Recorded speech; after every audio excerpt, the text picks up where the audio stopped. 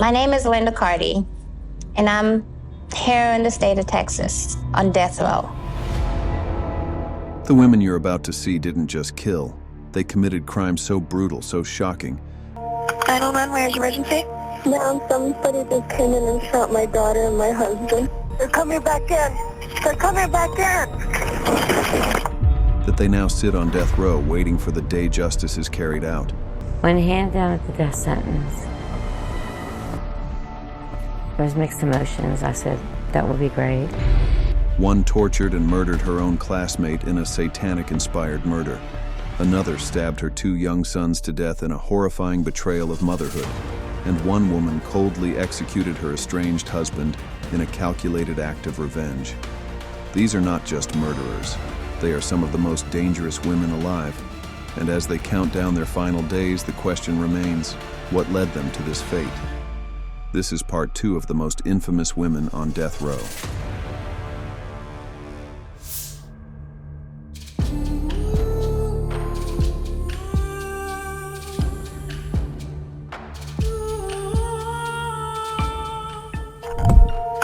Where's emergency?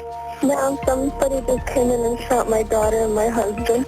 How many people were there? I don't know, ma'am. They told us that somebody was had escaped jail or something. They want to come in and look at my house, and they just shot my husband, and they shot my daughter, and they shot me.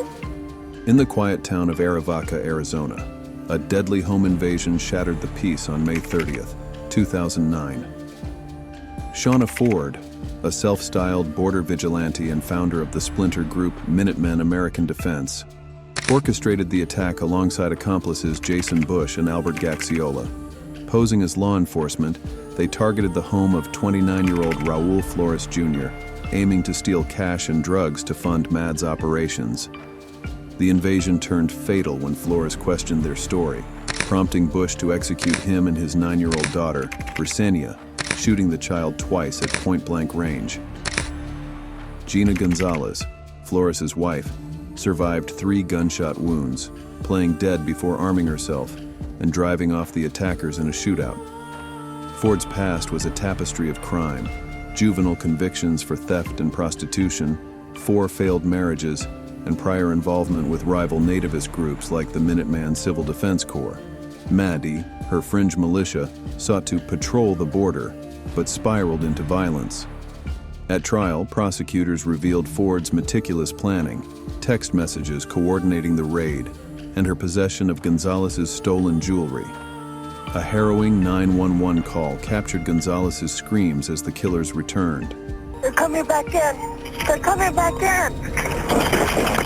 Followed by gunfire. Though Ford's DNA was absent from the scene, the jewelry and witness testimony sealed her fate. In 2011, Ford was convicted on 8 counts, including 2 first-degree murders, and sentenced to death. It was about a week and a half after I was arrested that I found out the prosecution was seeking the death penalty. Today, she remains one of 3 women on Arizona's death row, a stark fall for a woman who vowed to secure the border, but instead orchestrated its bloodiest crime.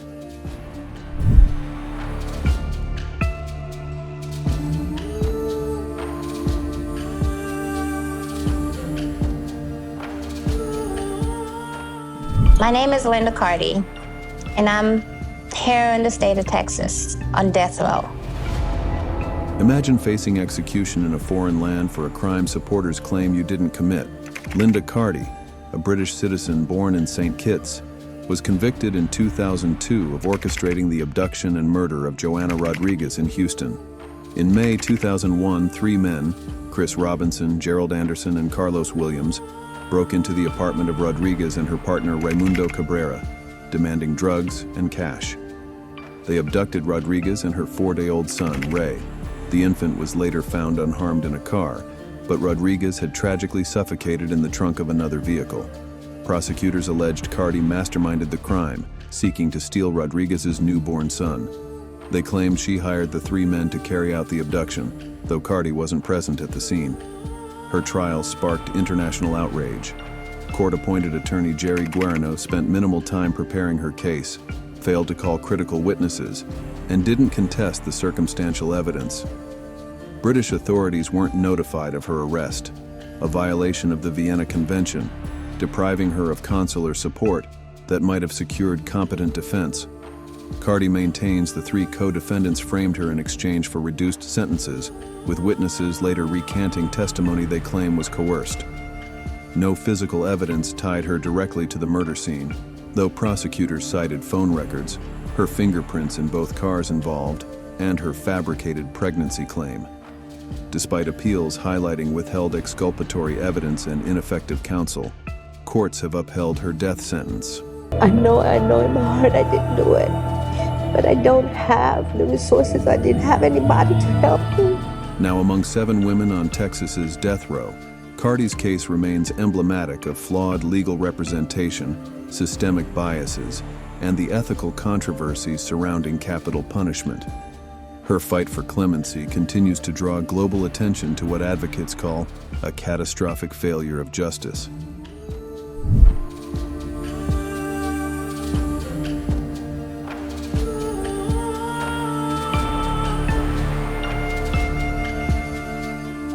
I knew from the beginning that I would be found guilty. I knew from the beginning that I would get the death penalty. In January 1995, Krista Gale Pike, then an 18-year-old Job Corps student, executed one of Tennessee's most sadistic murders. Consumed by jealousy toward classmate Colleen Slemmer, Krista lured the 19-year-old to an abandoned steam plant near the University of Tennessee campus on January 12, 1995. Accompanied by boyfriend Tatterell Shipp and accomplice Shadala Peterson, Krista arrived armed with a box cutter and a borrowed miniature meat cleaver under the guise of reconciliation.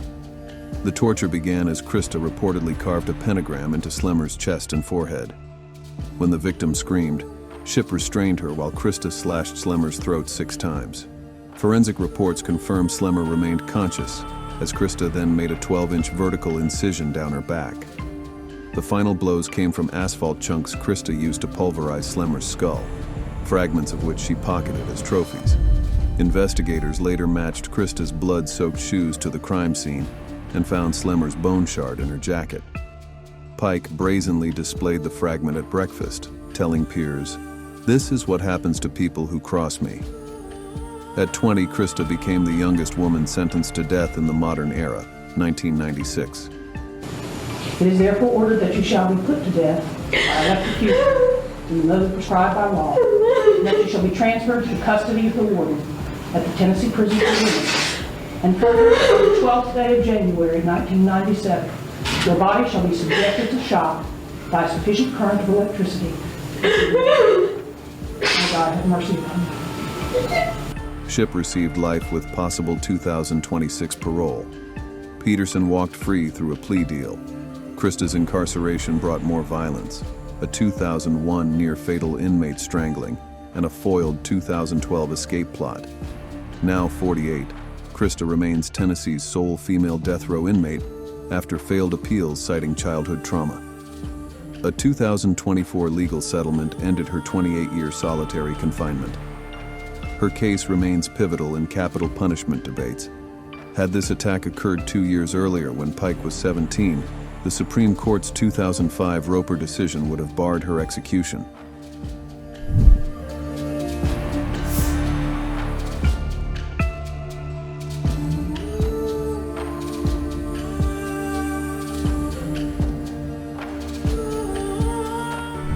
Going to Florida in 2 days. I can't wait.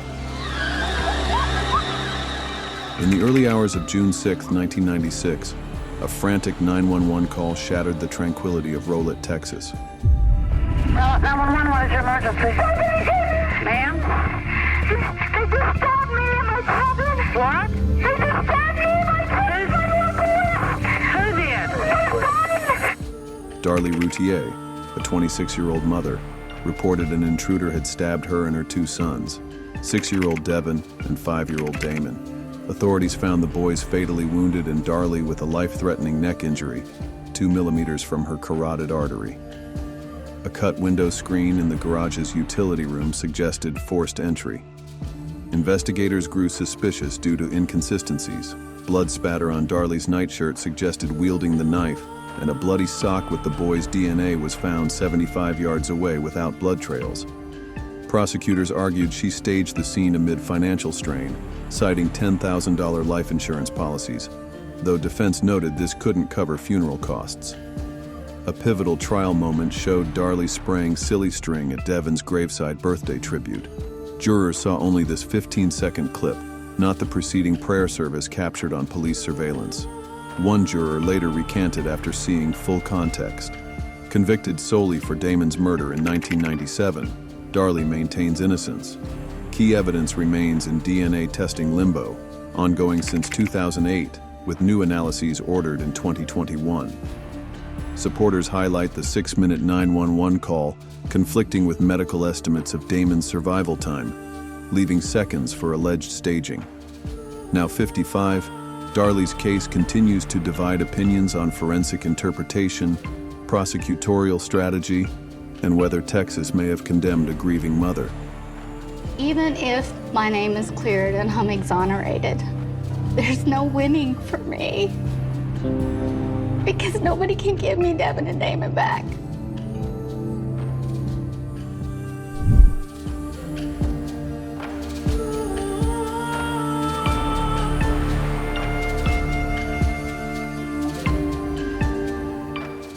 I've been shot. My husband's been shot. Okay, you and your husband have both been shot? Yes. Who shot you? I don't know. You don't? I don't know. They had on black masks. I don't know. On November 20th, 2001, Oklahoma City's quiet suburbs were rocked by a brutal murder. Advertising executive Rob Andrew was fatally shot in his garage, supposedly during a routine visit to light the pilot light on the furnace. His estranged wife, Brenda, a Sunday school teacher, sustained a minor arm wound. But the real shock came when investigators uncovered a web of betrayal and greed.